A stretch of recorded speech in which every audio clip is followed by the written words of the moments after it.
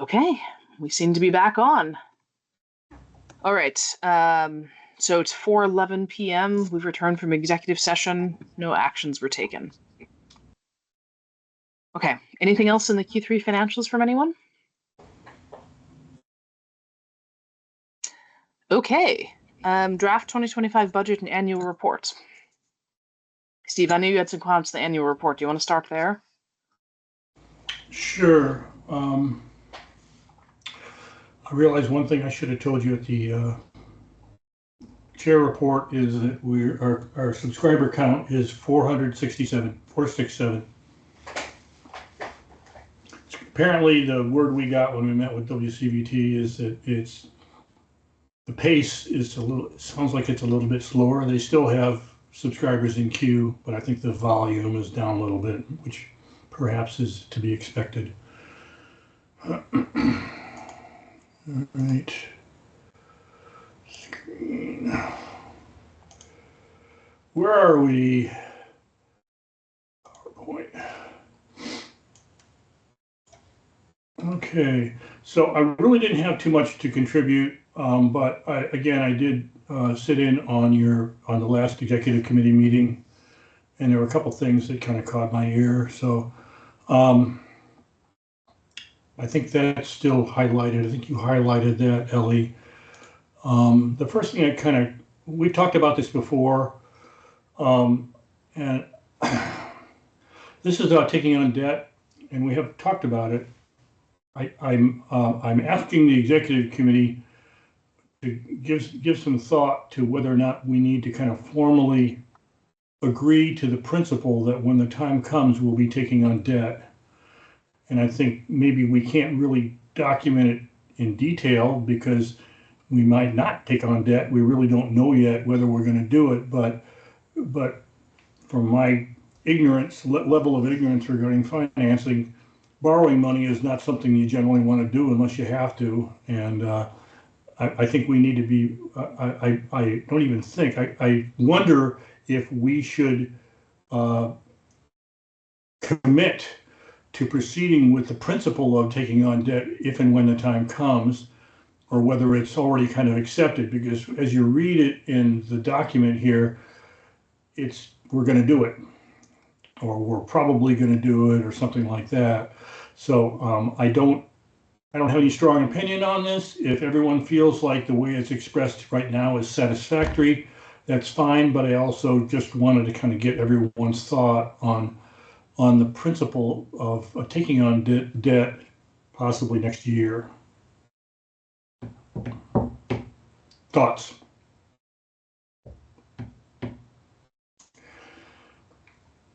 I'd say if there's no strong feelings about this, then I think that means we're where we want to be, and there's no need to change this.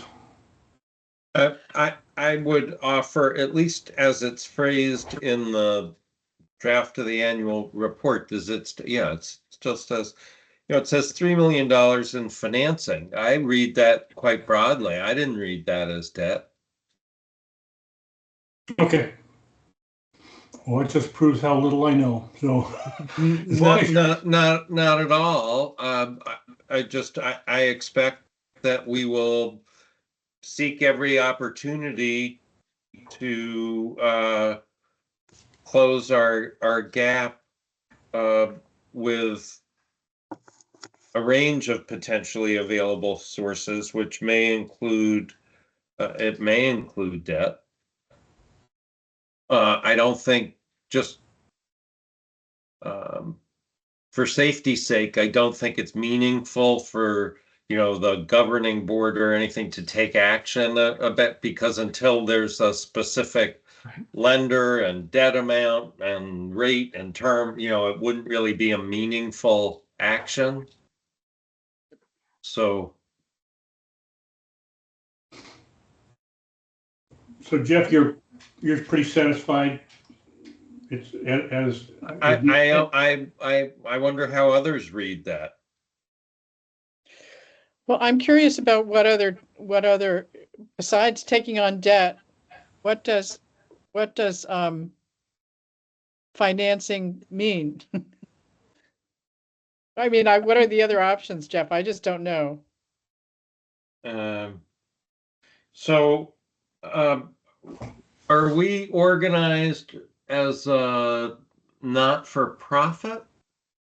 We are, Yes. well, we're a municipal entity. We're a municipality. We're a municipal not-for-profit, Yeah. Okay, like a solid waste district, only more fun. okay. All right, so we can't issue equity interest in Maple Broadband itself, but we can enter into agreements with private sector and other nonprofit entities as we've done. And, one agreement could be to work with a major employer or major business, or to be able to help fund a portion of service, and to structure a fee that comes along with that. That's part of our cost of providing that service, just like interest would be on debt. Okay. Yep. That's a good option. I mean, conceptually, we can't issue a general obligation bond, but we could issue a municipal revenue bond, which of course is a different form of debt.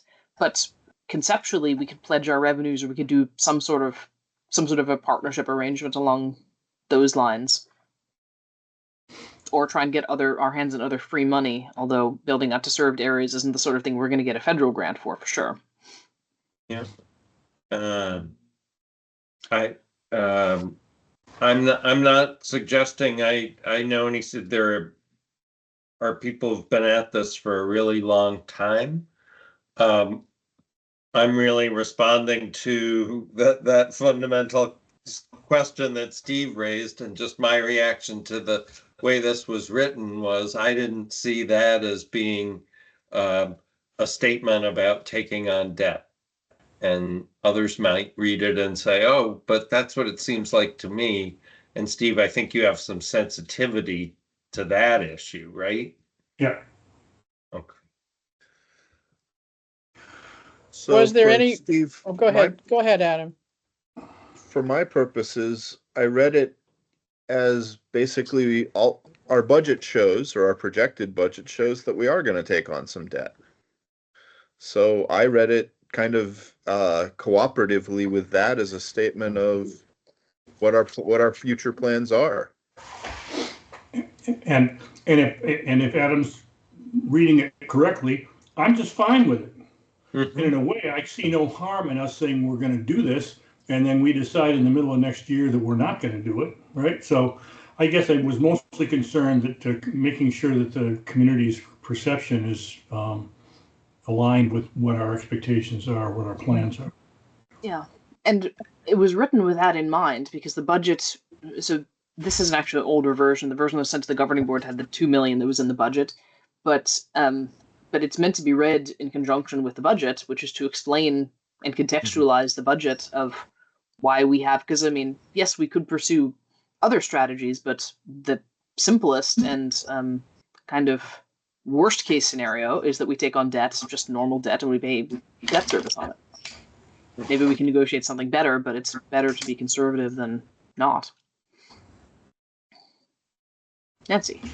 Was there any I couldn't be at the governing board meeting. Was there any reaction to the concept of taking on a debt, or 3 million in financing? I mean, Well, it was go well, ahead. it was 2 million. Ross Conrad said he thought it would be more, and to which I replied, well, the good / bad news is that we've done so well at stretching our money so far, and there's so many areas that actually don't need to be built because Fidium or others have built them out, that actually really what we're constrained to here is the areas that have Comcast only, which is really basically buried portions of Bridgends, Ferrisburg, and then a lot of aerial sections of Leicester, many of which we can reach with the Bede Middle Mile. So the buried work is expensive.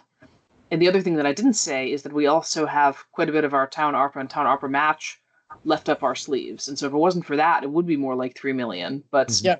because we have that, it's actually more like 2 million. Yeah. But to the point, nobody was looking at that and thinking that that was a terrible thing. Great. Well, I say that it's, as written, or if you've adjusted it a little bit since this draft, I'm in support of it. Great. Yeah, there is a little bit of an adjustment, and then of course London Middlebury is working on the form, and they may also have some copy adjustments, and then the map. Right. Okay. The next thing was this map. This map is from last year, so London Middlebury is working on a new map. Okay.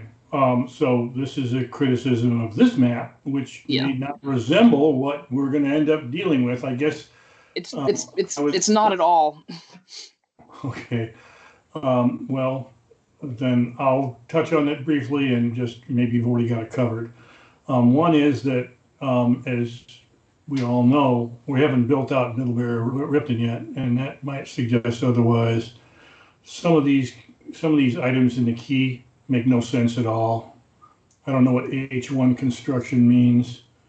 Some of these other things don't make any sense. So I guess I'll defer as long as Ellie will have an opportunity to review the draft final before it gets issued.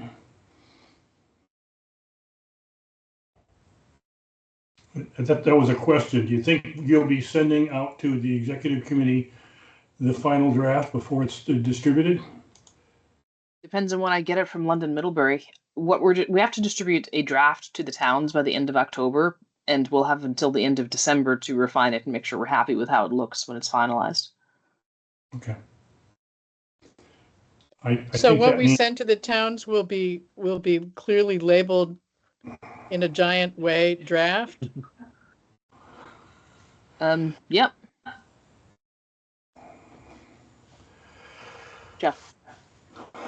Is the reason that we're showing planned construction by Fidium on here so that the towns have that information?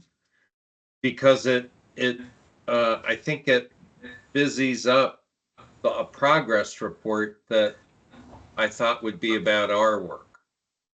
Yeah. Yes. Yeah, and the focus for this year is much more on what was the starting point at the beginning of the year, and then what have we built and what has Waitsfield built in 2024. Yeah, and I think to Jeff's point, Fidium probably doesn't even belong on this. I don't even know why that would be on here, but maybe it's not on here anymore. So yeah. Okay. These are all fair criticisms. For those who remember, we actually added the map very last minute, like in December last year, and Hannah from ACRPC was very good at helping us, but it was really done in a hurry, and we didn't have enough cycles to get it to a level of perfection. No. So we're starting much earlier this year. Yeah, well, honestly, I do love the map. I think it's great. If we could do something like this, that would be helpful. I think there's good content here as long as it's cleaned up. Yep. So I do hope we get to see it before it goes out in draft form to the towns, but we may not be able to. I understand. Well, hopefully you can. They were mailing me about it today. Okay. So the other thing that caught my ear was from last week's meeting was Nancy's comment about kind of showing comparatively what Maple Broadband has done and is doing, and also how WCBT has done it. I think there's also a comment that Carl made about a language in our network management agreement regarding the pace that WCBT committed to accomplish in terms of matching our pace. And I agree. I think that would be very, very helpful. We have this document. This is the one that was the most recent version of it. I think it's kind of self-explanatory that, WCBT is kind of blowing our doors off here. I think, and I don't know quite how we would express it, Ellie, but if there's any way that we can kind of show comparatively that, yes, we're working hard and we're getting a lot accomplished, and so is WCVT with some hard numbers. I think that would be very helpful. Well, especially by town.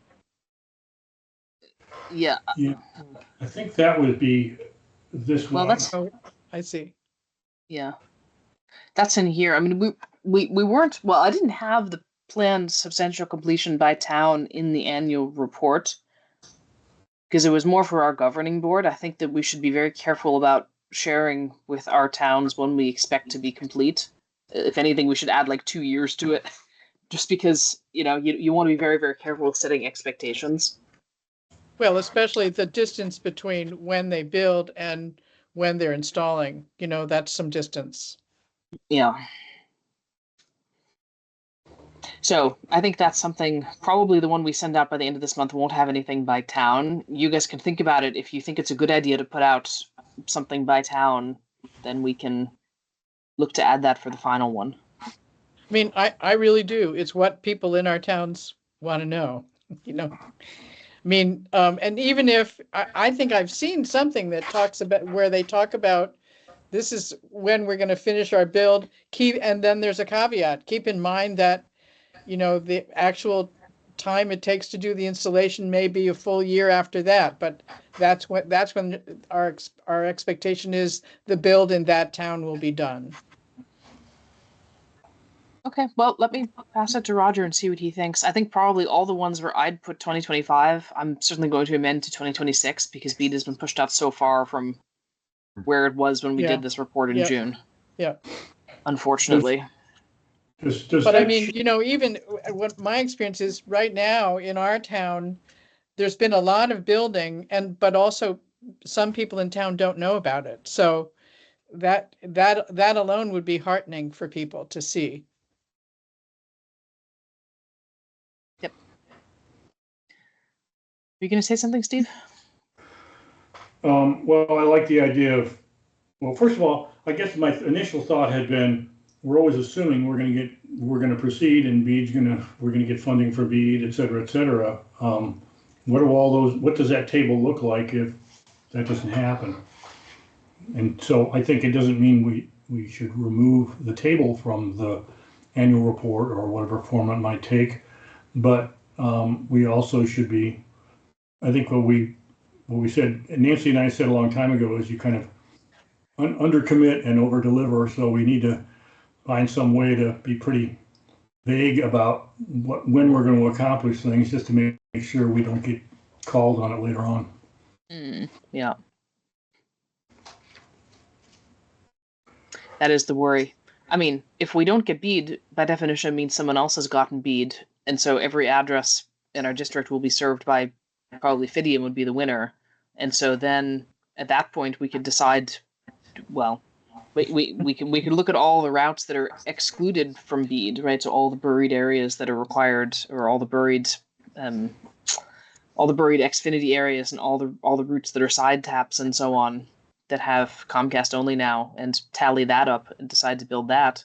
But on the one side, if we don't get BEAD, that basically means that we're practically finished. So we can declare victory, even if it takes them a couple of years to build, because they have 4 years to build it out. Anyway. And it would be no small victory with no cap on what the future might bring. Yep. Right? I just saying. Yeah. I mean, basically, we win BEAD, we get more money, we have more scope. We don't win BEAD, we have smaller scope.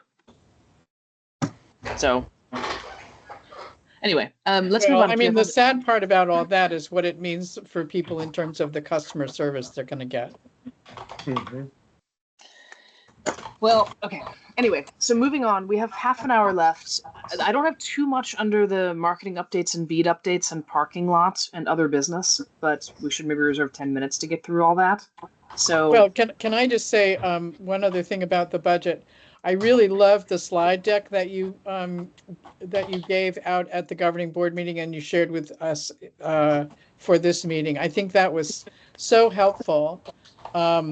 And kind of really in keeping with your idea about you can give people a ton of detail, but if you give them something that helps them stay out of the weeds, that's really helpful too. Yeah. So I think it's good to understand the complexity that goes into the budgeting and into like where we can spend what money and where we can't and all of that. Yeah. But really the point I wanted to give is unlike last year where it was really straightforward, where we knew how much money we had and it was more just a matter of, okay, how many miles do you think we can build and where do we think those miles are? This year, there are so many more moving pieces that I fully expect that the draft that we shared and distribute this month to our towns and what we finally come up with at the end of the year are going to be very different. So I think that part of that is the positioning when I write the mails to the towns is to not to get into too much detail, but just to say there's still a lot of moving pieces with this program. And so please feel free to send someone to the November hearing, but it probably will change. So did anyone have is there anything in particular you want to go into with it? About the budget? Yeah, You about mean? the budget Okay. or the budget itself, the assumptions underlying the budget. And as I said, I haven't had a chance to wrap my head around what this latest delay in the BEAD schedule is going to do to these plans, because for sure it's going to push some of the. So conceptually, if we knew in March that we were going to be successful in BEAD, we'd start to build the middle mile routes, and because we'll be reimbursed for 90% of them plus minus, and get those turned up and get them turned up as quickly as possible, and then we later get reimbursed. But if that's not till May, same logic applies, but everything's just pushed out 2 months further. And so I need to think about what that timing, I need to plug the differences into the model and see what that does to the timing of when things are going to turn up. Ellie, when do you think we're going to know what would be the date we could spend money and get reimbursed? Okay, so let's pull up this BEAD schedule here. Where is it?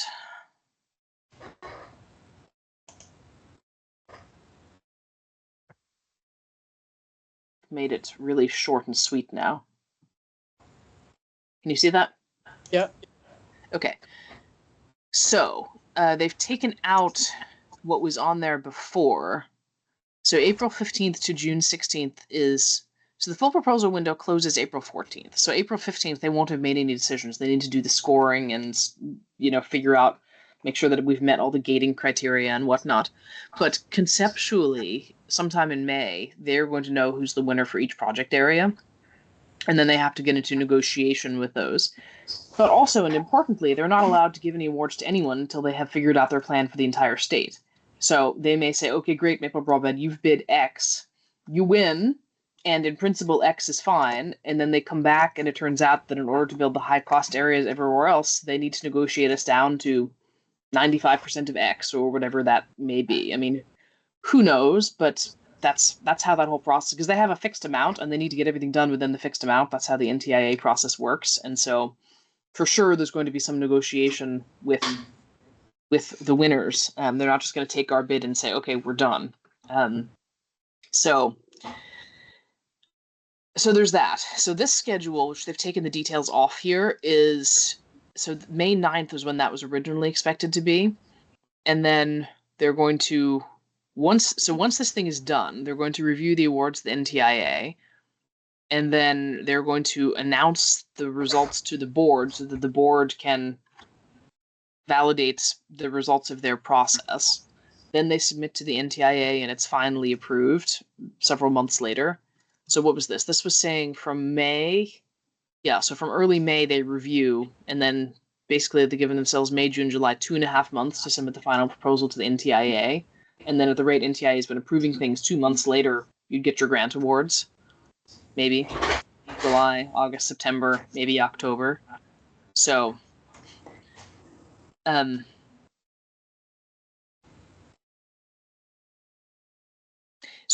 think it depends on how certain you want to be, because you would probably know in May if you're the winner, and then you'll know so let's say by June, and then they take it to the NTIA in June and present to the board in early July, and the board approves. So the further you go along the process, the more certain you are, because there's no guarantee until you actually get the grant paperwork, which is probably going to be like December of next year at this rate. if they don't, in the last 2 weeks they've pushed this thing out by 2 months. So who knows what the actual schedule is going to be? But I mean, I guess part of I see about the uncertainty, but I guess my question is, do you have certainty that the ability to spend money that they're going to be reimbursing? I'm most familiar with grants where you're not allowed to spend any money until you've got a grant award. And the grant award is the date at which you can start spending the money. What I know 2 things. The first thing is that other states have put into their BEAD programs dates. They've announced dates for pre-award expenditures, which date back as far as the opening of the pre-application window. So it's allowed under the NTIA rules, and it's allowed under the IIJA rules. I also know that the VCBB has not published what that date is. Okay. And the other thing that I know is that, again, it's at your own risk, because if the date for pre-award expenditures dates back to the pre-application window opening, and we go spend $1 million assuming we're going to win BEAD, we don't win BEAD, well, that's on us. Yeah. So there's certain things that make sense to do. Like, for example, we're reasonably confident we're going to be successful in BEAD, and so spending the money even this year to have the rideouts of the Green Mountain Power to understand the make-ready costs, that's a good investment, because then that better informs what the cost is actually going to be in the timing. Now, actually paying for the make-ready, if it's more than like a couple $1,000s, or if we're not building that route for 9 months, doesn't make any sense. It makes no sense to pay for the make-ready and to pay for the pole rentals if you're not going to be building anything for 9 months. Okay. Yeah, but here's another example. So there are some areas where, remember how we swapped some areas up in Ferrisburg for areas in Orwell? So there's some areas there where we paid for the make-ready, we've even got the strand up, and we could put up the fiber, splice it, and launch the service. And that might, and a lot of those areas are underserved, that would be something that I might consider pressing for if we know in May that we're going to be successful in BEAD and we can claim it against BEAD based on what that date for pre-award expenditures is. So anyway, lots and lots of assumptions that are going into this, and I'm going to be taking this new schedule under advisement and rerunning the numbers and sending you guys something else. So the next time, I think we're going to be continuously discussing the budget probably until the end of the year. Yeah.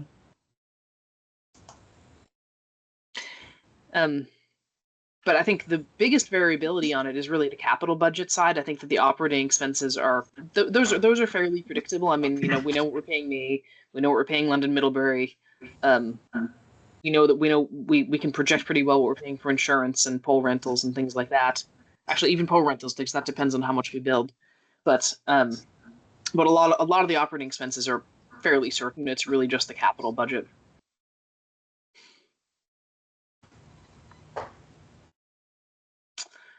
Okay. Anything else you guys want to talk about on the budget? Okay. Let me go back to the agenda. Okay, so next up is the parking lot. Having covered the hubs earlier, I have no updates on the parking lot.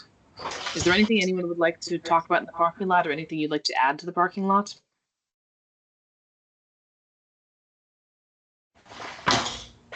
Just a quick question. Some of this has been on there for going on a year. Does it age out and no longer count as a concern at some point, or do we carry this with us, for a lifetime?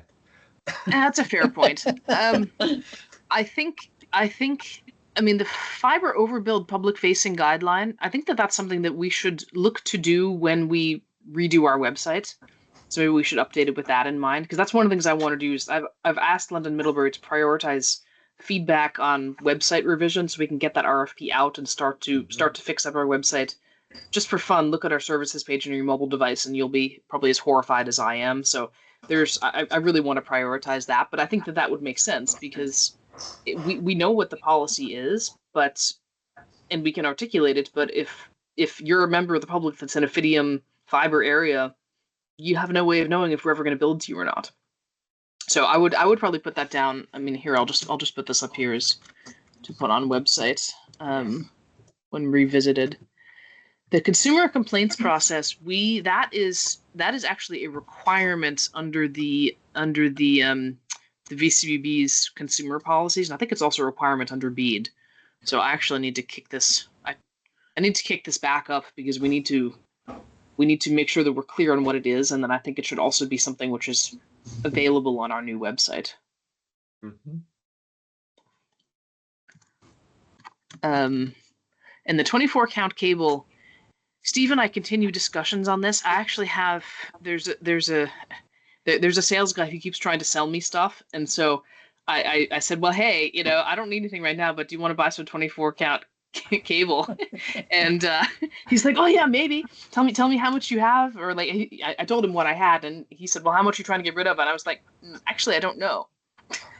So one of the things that JSI is pretty much done with the high level design, and the final things that they are doing, pause notwithstanding, is putting together that bill of materials for us so we can understand how much 24 count cable we would need for the BEAD areas. And we will also, Vantage Point is putting together the unit price sheets for the unbuilt areas that are needing to be built in the other areas. So we'll be able to add that up and figure out how many feet of fiber in order to figure out how many we actually need to sell, because it is a good point that it's on here, but it's also a good point that we can't sell it until we know how much we need to sell. Right. So we're not too far away from that. Yeah, and we did inform JSI that we have a lot of 24 fiber cable, and if they could take that into account as they do their design and perhaps deploy 24s where maybe something else might be suitable, let's do that so that we can take that stock level down. Yep.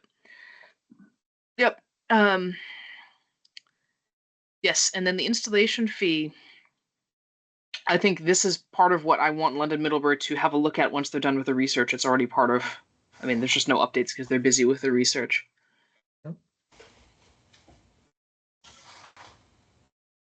So, good point, Jeff. There are actually updates on these. I've just been a little bit dilatory in keeping it updated. There's another item actually on that you can't see. If you have a candle and you can hold it over it, you'll see it. We're going to do a review of the 5-year operational plan come January. Should I put that on? Absolutely, yes. Okay.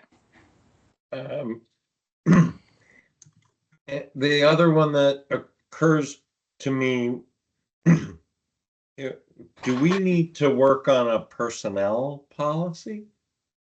Well, that's a good point. Shannon signed up for that, didn't he? And we forgot to put it on the parking lot.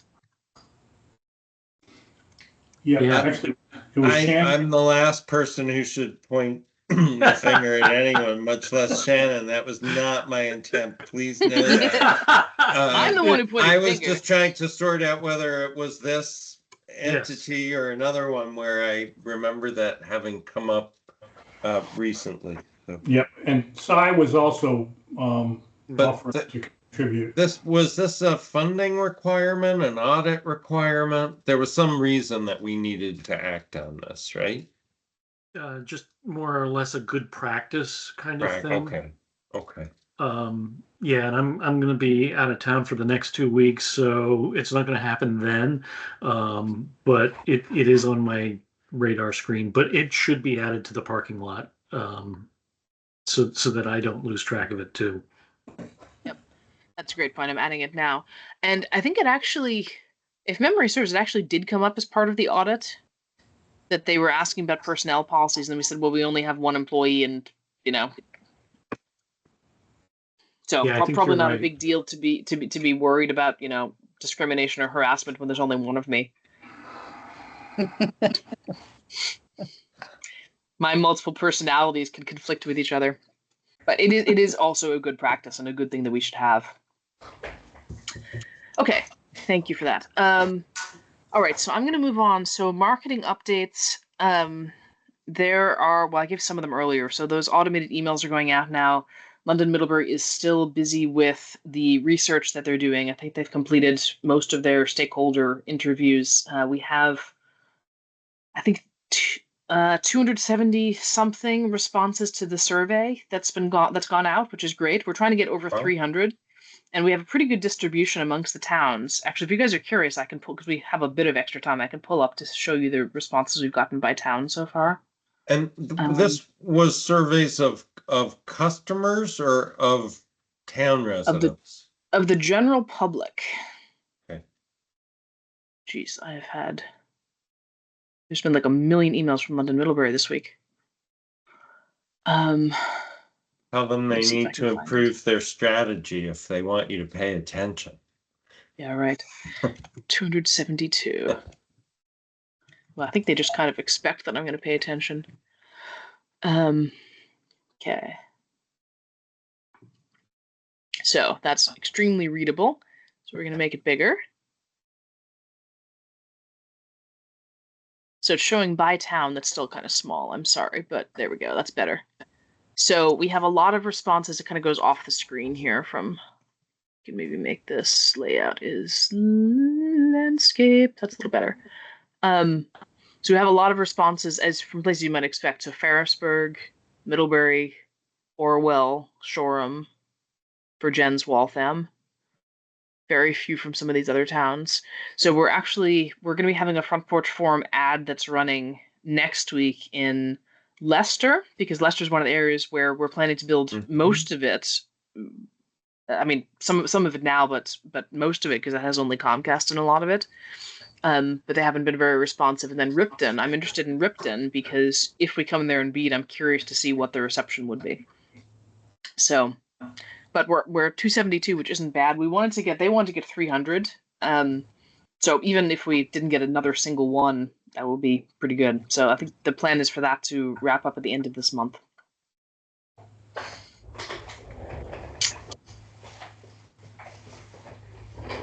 So, yeah, looking pretty good, and I'm really excited for the results of that. Well, The social media stuff looks great. I think and the photographs are local. It's nice.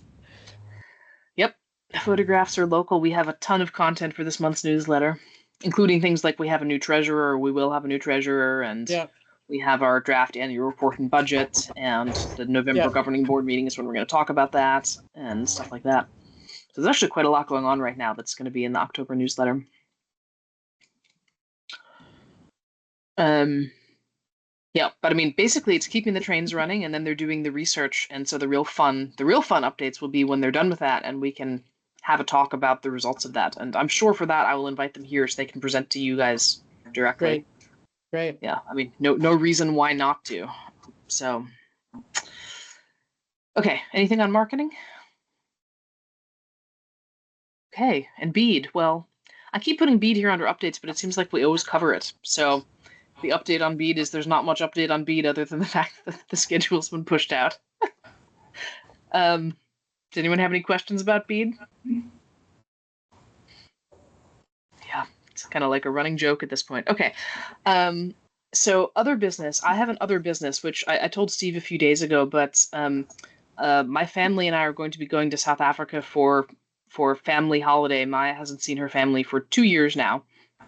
So I have some vacation saved up. I think the details of when I'm off and when I'm working part-time and so on, I think will work out based on what's needed and what's actually going on. Because now, of course, this is happening right in the middle of the pre-application window. So, but whatever. So just wanted to let you guys know that. So that's going to be from late December through late January.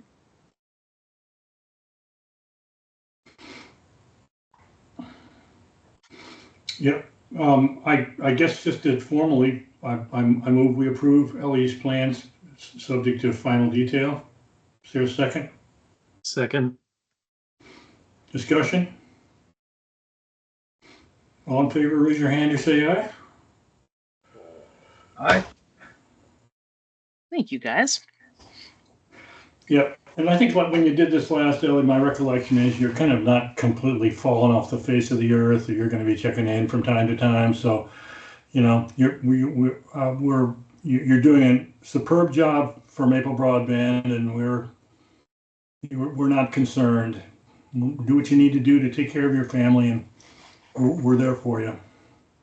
Thank you, Steve. Yeah, my thinking was I'd probably take time completely off around the holidays because no one's working between Christmas and New Year's anyway, and the first week of Jan is pretty quiet, and then would be mixed, like, I'll work a day or I'll work a half day or I'll have a day off or whatever for the remainder of the time based on what's going on. Okay. So yes, we will make a plan, as they say. Okay. So does anyone have any other business? Okay. Our next meeting is November 7th, and now that we have a regular cadence of first and third Thursdays, then when I send out the agenda, I can actually put the next meeting date in there, which is great. I move we adjourn. Okay. Thanks, everyone. Thank Right. you. Thanks, everyone. Thanks. Have a great evening. Bye.